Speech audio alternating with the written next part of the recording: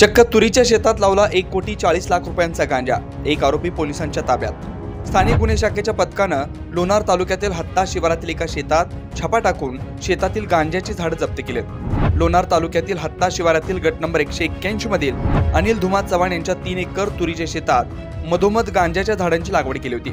शेकडोंच्या संख्येने असलेली गांजाची झाडं 4 ते 5 फूट उंच झाली होती। दरम्यान बुलढाणा स्थानिक गुन्हे शाखेचे निरीक्षक अशोक लांडे यांच्या नेतृत्वात एका पथकानं छापा टाकला असता सदर शेतामध्ये तुरीच्या पिकाआड मधामधात ठिकठिकाणी अंदाजे 300 ते 400 गांजाच्या झाडांची लागवड केल्याचं आढळून आलं। दरम्यान खात्री पटल्यानंतर पथकाने सदर गांजाची झाडं उपटून जप्त केली असून आरोपी अनिल चव्हाण याच्यावर गुन्हा दाखल करण्यात आलाय। तथापि शेकडोंच्या संख्येने असलेली गांजाची झाडं 1,40,00,000 रुपये किमतीची असल्याची माहिती उपविभागीय पोलीस अधिकारी गुलाबराव वाघ यांनी दिली आहे। तसेच आरोपीचा 19 डिसेंबर पर्यंत PCR घेण्यात आलाय।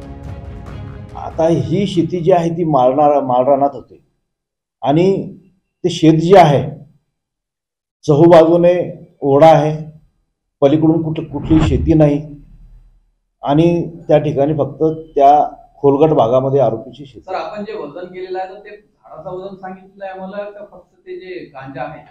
संपूर्ण ओलसर गांजाचे झाड ते 14 क्विंटल आहे।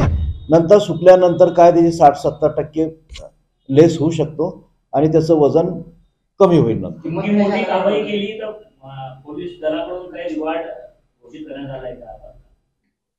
यामध्ये माननीय पोलीस अधीक्षक साहेब यांनी संपूर्ण स्थानिक गुन्हे शाखेचे पोलीस निरीक्षक आणि त्यांची टीम आणि यामध्ये सहभाग घेणारे जे अधिकारी आणि पोलीस अंमलदार आहे यांचे कौतुक केलेले आहे आणि निश्चितच त्यांनी आम्हाला एक शाबासकी यामध्ये दिलेली आहे। एक प्रश्न असा आहे की डोंगराळ भागात ही कारवाई करताना आम्हाला अर्ध्या रात्री जवळपास 4 किलोमीटर जावं लागलं, पायी जावं लागलं। नदी नाल्यातून पायी जाऊन आजूबाजूने सागवानचे झाड आहेत, डोंगर आहे, त्याच्या चहूबाजूने त्यांनी तुरीचे झाडं लावलेले आहे आणि मध्य ठिकाणी या गांजाच्या झाडांची त्यांनी लागवड केली होती की जे त्या परिसरात कोणी जनावर चारण्यासाठी येईल, गुरेढोरे चारण्यासाठी येईल किंवा आजूबाजूचे येतील तर त्यांना निदर्शनास येऊ नये अशा पद्धतीने छुपी शेती ही स्वतःच्या